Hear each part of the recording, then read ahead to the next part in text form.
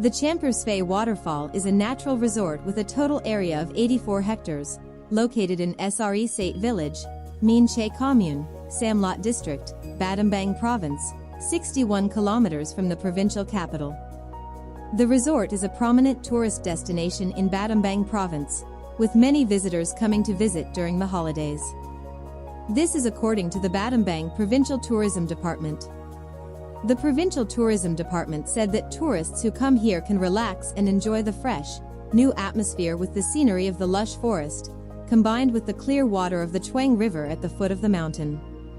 In addition, tourists can enjoy swimming with their families, take a boat ride along the river, and even camp there.